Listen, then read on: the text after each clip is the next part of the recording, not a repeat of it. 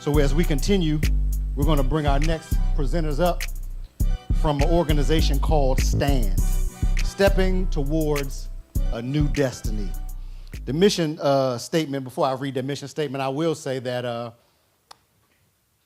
Coach Duncan, a great comrade, wasn't able to make it today, but as a team organization, as a community organization, the work still continues. STAND, Stepping Towards a New Destiny Corporation's mission is to operate a stellar mentoring program that emphasizes academics and enforcing leadership, personal development, and character building.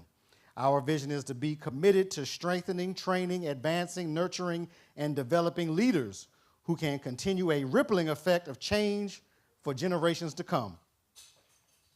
Our program is committed to providing the best care possible for everyone. We use a cognitive-based approach in our curriculum and programming. Everybody all right back there? And programming that focuses on a physical, emotional, intellectual, and social skills. Their interactions experienced in these classes will help each grow and develop. We are devoted to providing quality training, academic support, mentoring, teamwork, and personal development. We are committed to helping the whole family gain the ultimate exposure necessary for success. We work to organize a comprehensive mentoring program that helps others be prepared for achievements in every area academically, socially, and economically. As we hear from these brothers, let's put our hands together for STAND, Stepping Towards a New Destiny. Hello, there we go. All right, good afternoon, everyone. It's been such an amazing time being here. It's nice seeing all these amazing black men and black organizations come on stage and share what they have going on. It's been very empowering and inspiring. My name is Daryl Jeffries. I am the program director for Stepping Towards a New Destiny, or STAND Mentorship. I'm also a mentor. I'm originally from Baltimore City, but I've been living in Columbia most of my life. That's where we do part of our mentoring out there in Columbia and Howard County, and then the other half we do in Baltimore City. It's been a great program. I just want to introduce myself, and I'll let my partner introduce himself. How you doing today, everybody? Peace and love. My name is Jalil Jarrett. I am the Community Engagement Director of Stepping Towards a New Destiny, a.k.a. STAN. I was born in Brooklyn, New York, so shout out to my brother right here and my sister. Coney Island, I moved down here, and, you know, been a part of the program for STAN actually as mentors, me and him. I met him about, middle school, 7th grade, something like that. But this program has, you know, been a big impact for me in my life. And as of right now, I actually just got hired as a paraeducator at Wale High School. That's where I graduated in Howard County. So we're going to just get into, you know, what we do and just who we are, you know, as an organization. Yeah, so like my partner said, we have been around for years. STAN Mentorship Program started in 2014 in Baltimore City. We were the first group of mentees to come through the program, so it's nice to be able to come back and also be able to lead the program and be in charge of how we do things and kind of give back to the young guys that we have in our program. So we were about, I think, 14 years old when we first started in the program, and being in this program as young men gave us the opportunity to see new things. We took trips to Ocean City. That was some of our first time leaving home, you know, first time seeing the ocean, first time riding jet skis, you know, first time having new experiences that kind of opened our mind to what's out there and showing us that it's more than just our neighborhood and it's more than just, you know, what we know. It's so much more out there. So, like, being a part of this program as young men really opened our mind. It allowed us to get, you know, better bonds with each other. Like, my friends that were in this program with us, we're all still close. Like, me and my brother Jalil here, we lived together, we're roommates. Me and then 2 more of our friends, you know, we've all grew up together in this program, and we kept those lifelong bonds. So in this program, you know, starting as 14-year-olds, we were able to continue it until we were 18, because it is a lifelong program. So we don't just recruit young men and recruit people and then, you know, forget about them. No, they stay in the program throughout their whole experience, you know, growing up as a young adult, as a teenager, and then, you know, hopefully the goal is for them to come back and become a mentor like we did. So again, like we said, we started in Baltimore City. We were able to move out to Howard County this year for the first time, and that's what we do most of our programming that me and Jalil run. Here's just a couple of pictures of the things that we do. This is us at Wild Lake Middle School in Howard County. I'm actually a full-time teacher at Wild Lake Middle School. I teach 6th grade there. So we're able to, work with a lot of the kids there. We mostly do middle school and high school, so that's about like 11 to 18 years old. So we do a lot of the 8th grade boys and some of the 7th graders as well. And we try to, just give them new experiences, try to show them that there's so much more out there, and they have a lot of different options of what they can do and who they can be. And I'll let my partner take So our 4 pillars are entrepreneurship, health, trades and innovation, and the last one is life skills. So basically, like he said, our main goal is to try to give structure where that piece may have been missing, or just being a friend and a brother. It's to show that you have somebody there. A lot of times growing up, kids may think that, you got your parents. Of course, they're going to be your parents. They're going to tell you what to do. They're going to love you as they should. But you have friends outside, but it's not all the time you have someone you feel like you could turn to when you don't want to talk to nobody else. And a lot of times I feel like kids go through that. And my main goal was going into this mentoring thing. It was just mainly like, okay, you're not alone, and you need to understand that, and I want to make sure you understand that every single time you see me. So, like I said, entrepreneurship, we talked to them about a whole bunch of different things when it comes down to just being, self-employed, just what does that look like going about that? Just college after high school. Actually, when we went to Howard Community College, that's right by their middle school, and they got to do a whole tour, got to go around, see what's going on. A lot of kids, what actually surprised me as well, we found out that they have now a sports team for gaming, and I wasn't aware of that. I'm not gonna lie, and I'm only 24 years old, so I'm not that old, but I'm at an age where I understand the older generation, but I also have a connection to the younger generation as well. So being in a college and seeing that they showed us a whole room of a varsity sport of playing games, that just shows the evolution of time and of these generations, and how that's why I wanted to let them know, like, life is not no handbook. You don't just, this is what you do, this is how you're supposed to go through life. Life is always changing. It's always evolving. So the fact that I want them to see that you don't have to just go play a sport, go do this job, a doctor, go, all the things that people typically do. You find what sparks your interest, and if you have the love for it and you go for it, then you can make it happen. So that's exactly why I told them, and they seen that the fact that was done in a college as well. They fought for that varsity team. They told us that wasn't there before. Probably about two years ago, I want to say. 2 years, 3 years ago, they probably implemented that team in there. But those kids, young adults, had to fight for that team to be there. And that I just love that so much, because it showed me that if you care about something bad enough, then you can make it happen. That correlates to exactly what we do as well. We want to see change. And in order for us to see change, we have to make it happen. And just to piggyback on that as well, like I said, entrepreneurship, life skills, health. I'm a big fitness person, enthusiast. I love working out, calisthenics. I know it was yes, I'm not sure. I don't see him in here, but the brothers that were speaking before us, that piqued my interest when I seen that they did the calisthenics and the workouts, because I love it. Eating healthy. One day we brung in some fresh watermelon, organic, seeded watermelon. I got some ginger and turmeric shots for all the kids that we have. It was this group of kids right here, and it was just amazing to see that some of them, they didn't like it, but it was like, this is something new to you. So I want you to be able to experience this. Experiences to me has been the catalyst of, positive change in life, because just like he spoke about, us. So our CEO, the executive director, Tagana Duncan, he couldn't make it, but he is the one who took us to, like you said, what was it? We went to amusement parks, Ocean City, all different type of games. But those experiences opened my eyes to see, okay, cool, I don't gotta just be, what I see around me. I see these kids around the neighborhood doing whatever they want to do. When you don't get to have experiences outside of that, it don't seem like nothing else is really possible. Because what's possible is what you can see. What I can physically see, physically touch, that's what's real to kids growing up. So being able to have that different experience, that really showed me, okay, I can step out my comfort zone. I didn't mention as well, but I'm a U.S. Air Force veteran as well. So, like, that fact of me even going to the Air Force after high school, that was, as soon as I graduated, I left for the Air Force. I didn't want to go to college. I knew at the time school was not me. I wasn't a school person. I'm sorry about that. I wasn't a school person at that time. So the Air Force seemed like it was the best bet for me, and I don't regret the decision at all. But it showed me experiences.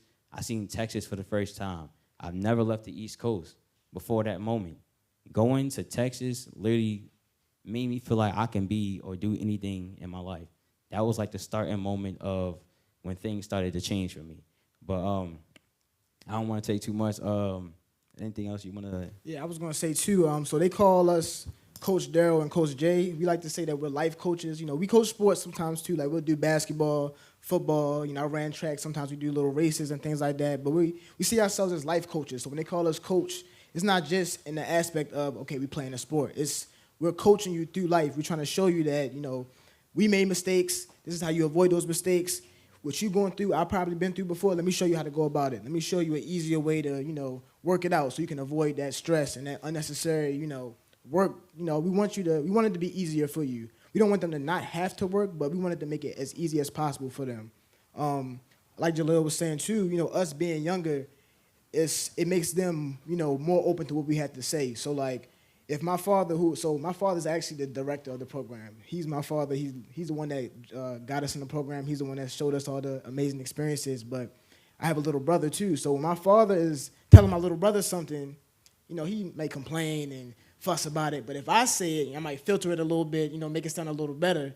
Then he'll be more open to, getting that job done because I'm able to filter that information in a way that's more digestible for him. So having these young guys seeing us in the schools and seeing us when we meet up weekly for our program, they listen to us because they know that, okay, they're not that much older than us, so it's not like a father figure. It's more like a big brother and a mentor, someone that understands where they're coming from and has been there, but also someone that has a foot in the real world and knows that, all right, we seen things before, they probably been there before. Let me listen to them, So our program meets at Wild Lake Middle School Monday through Thursdays. So each pillar that we have for our program, we do different workshops on them. So we have like about 45 minutes of, a workshop that we do. So like Jalil was saying, we had a workshop about health where we brought in like watermelon and turmeric shots and talked about, taking care of your body. We had a workshop about different life skills like emotional health, talking about your feelings, managing your anger, being grateful. We talk about gratitude a lot, being able to appreciate, the small things in life. We also had a big workshop, a really big workshop on hygiene, because, middle school boys sometimes can get a little funky. And, yeah, so we brought in, little hand sanitizer for them. We had deodorant. We had Vaseline, for the chapped lips. We had everything that they needed that they could carry in their book bag around school. So just in case they came from PE or, they felt like they needed to freshen up a little bit, we took care of them. So we had different workshops that kind of, like, prepared them, we started off small, but it's things that will prepare them for being adults and being teenagers, so that way they have it already, in their head. Even the entrepreneurship and business aspect, we had a whole workshop on financial literacy where we had Truist Bank come in and talk about, writing a check and what a loan looks like. What is a loan? What is income? What are taxes? Checking and savings, things like that. What's a credit card? What is credit? And these boys can tell you right off the top of their head, credit is this. This is what income is. This is how you write a check. Like, they understand this stuff, and we want to make sure they start off young, so that way when they're older, they got it down packed. They don't have to worry about anything. So once we do our workshops, we take a little 15-minute break after that to maybe have like a snack or lunch, and then we go down to the gym and we do some type of physical activity. So we may do basketball, football, some type of sport, but we try to give them both. So we'll do the gym and we'll do the workshop. So that way you're not sitting for too long, but they're moving around and they stand on their feet. You got anything else? Definitely one thing I wanted to mention as well. In my time, I want to say of just you know, even before being a mentor, he mentioned that we take it very serious on the days we spoke about emotions, because if I can say anything, the ways, you know, the youth may act or anything that's going on in the streets outside, everything is caused from emotion. Like this is it's literally because nobody they don't know where to channel that emotion. They have a lot of emotions and don't understand it. And the reason I can say that is because I was one of those people.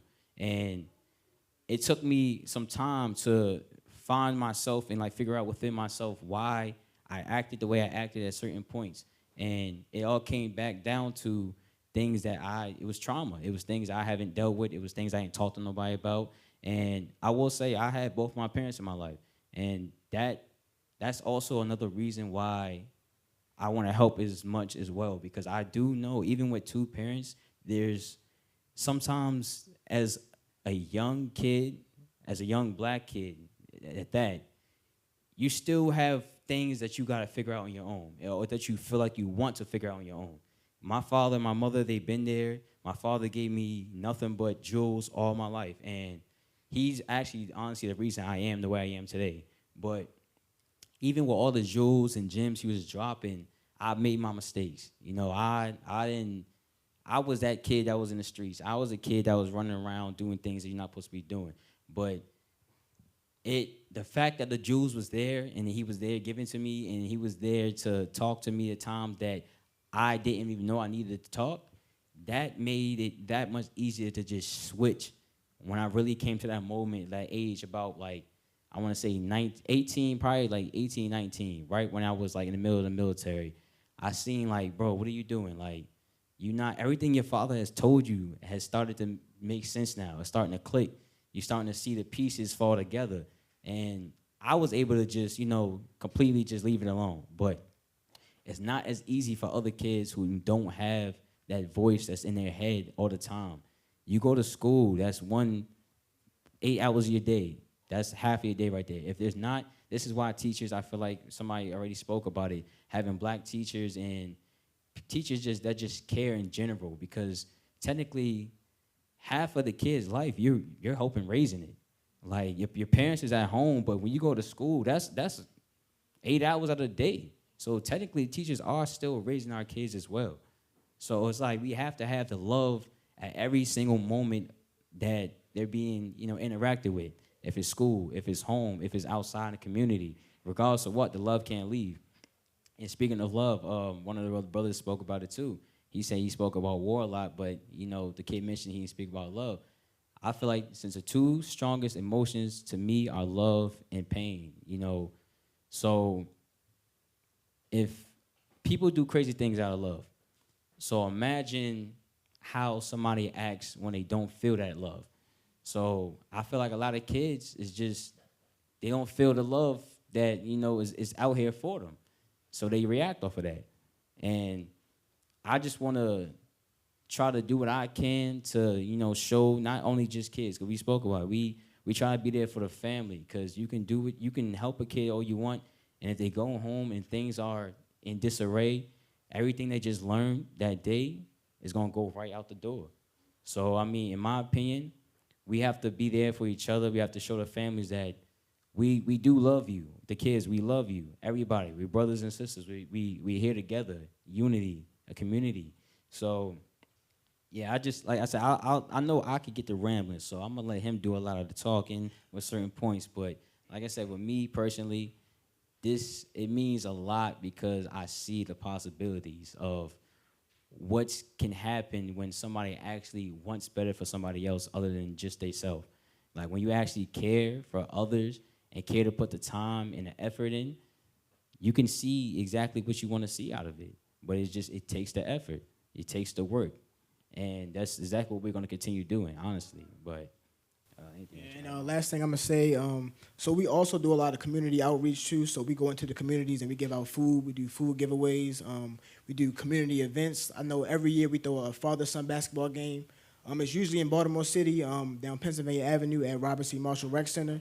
But this year, for the first time, we had it in Howard County, and we had a really good turnout. But that's something that we have every year. We throw field day events where we have like different vendors come out, different businesses have a table set up where they can, promote what they do and how they serve the community. We have different games for the kids and things like that. But we do a lot in the community as well. So yes, we do our weekly programming with the kids, but we also do a lot of community outreach. And like Jalil was saying, we want to work with the whole entire family too, because it's one thing, being at the bottom of a river and waiting for something to roll downstream, but it's another thing going upstream and going up the river and being proactive and targeting the whole entire family and trying to make sure that we can, hit it at home, see what's going on inside the household, see what's going on with the family and try to help them out. So thank you for your time. If you want to reach us, you can reach us at www.stanmentorship.org. The Instagram page is _StanMentorship.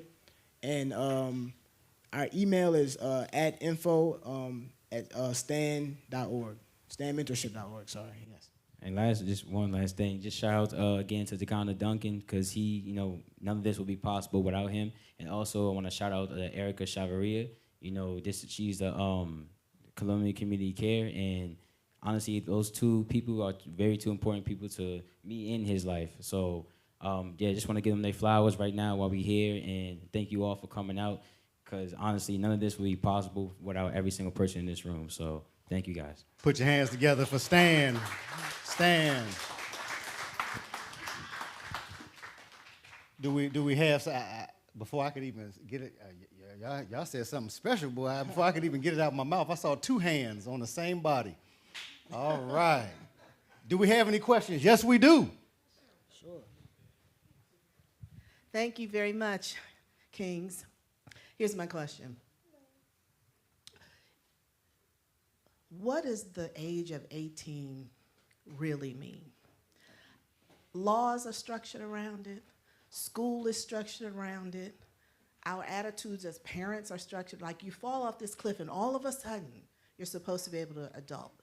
Post-pandemic, 21st century, in light of everything we have discussed, tell us what 18 really is and what your expectations of our expectations of adulting for a young black man should be. Thank you.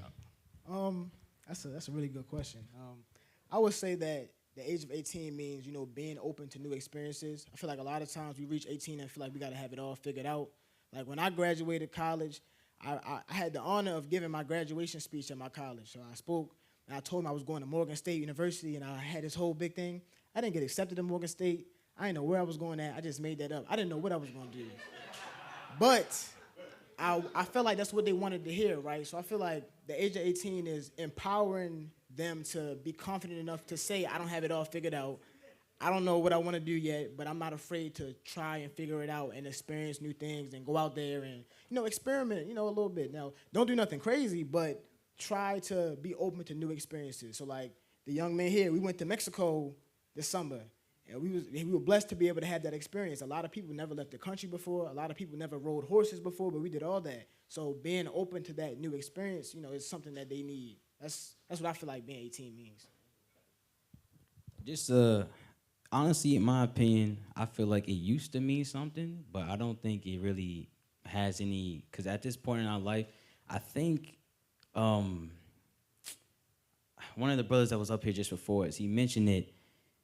I've noticed that generations has evolved a lot faster as over time. So the generation nowadays, they have evolved faster than we have. And we evolved faster than our older generation above us. So when it comes down to, hitting 18 used to me, like, oh yeah, that's when my life starts. Like, that's when I'm completely adult at that time. Nowadays, kids are mentally becoming adults faster than they are actually by age. So I feel like, and just to go to like your next question, I'm saying how to parent, I think in this day and age is more about understanding, since the evolution is happening faster. Society has forced these kids to grow up faster than they should have. So we can't change that. That already has been implemented. We're fighting against society right now. It's a spiritual warfare. You feel me? So like in that case, we have to try to work with them the best we can, understand them, the brother said, meet them where they at. You know, at the end of the day, I'm not here to try to say, you know, nothing is wrong with you, you know, anything like that. I'm just trying to see what I can do to help. You know, I'm here. I accept you for who you are, but I know you can be better, and I'm gonna help you be better. But yeah, honestly, in my opinion, it just like when it comes down to 18, like it don't have the same weight. It don't hold the same weight as it did before back in the day. But I think that's pretty much. Thank you. We have another question.